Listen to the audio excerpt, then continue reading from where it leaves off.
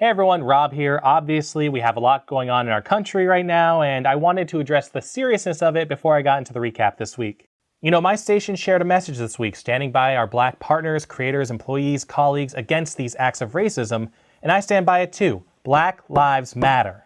This year, we were shaken by a virus that infects the lungs, shuts down the body, and denies us our breath. Then, a black man was denied the right to breathe on a Minneapolis street before he died, and that's shaken us too. So yeah, now is not the time to be comfortable. And now is not the time to breathe easy. And I'm proud of the fact that everybody I know where I work is working hard to make sure you guys know everything that's happening out there in the world. Now, before we get into normal recap material, I wanted to share this powerful moment from the George Floyd Memorial on Thursday. Dr. Martin Luther King said, "He who passively accepts evil is as much involved in it as he who helps to perpetrate it. He who accepts evil without protesting against it is really like cooperating with it." You know, T.I., on that video, what we saw was torture. Reverend Jackson, what we saw in that video was inhumane. Martin III, what we saw in that video was evil. And so America, we proclaim as we memorialize George Floyd, do not cooperate with evil. Protest against evil.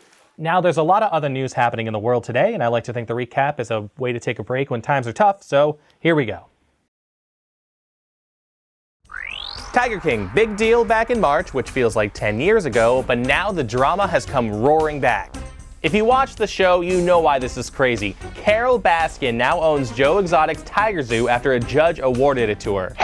Basically, this sets things up for a sequel, and I'm thinking Tiger Queen, and you know you're gonna watch it. On Tuesday, we learned from a Florida sheriff that the will of Baskin's missing husband was forged. Some of the show accused Baskin of killing him, but she denied it. So, I feel like every week there's some sort of new, weird social distancing thing, so I'm gonna put it all into one segment I like to call That's So Social Distancing.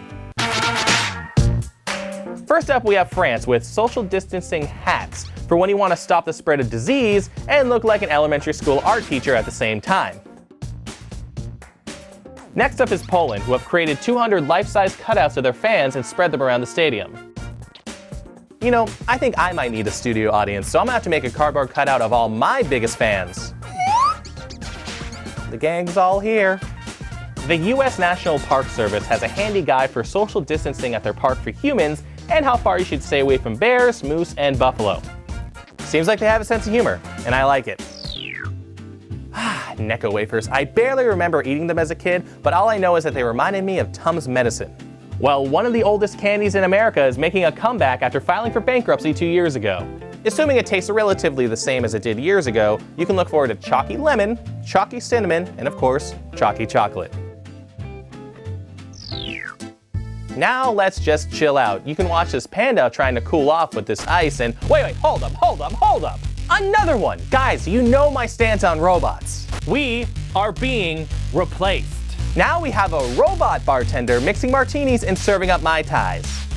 You know, it all started with Furbies, and it's gonna end with humanity's doom. Finally, awkward moment of the week goes to the Australian Prime Minister, who was holding a press conference and told to get off the grass. 1,000 Australians. Can everyone get off the grass, please? Sure. Let's just move back from there. Hey guys, I've just reseeded that. I mean, they were standing on the guy's lawn, and he just reseeded it. Lawn care is precious. Sorry, man. All good? That's all good. Thanks.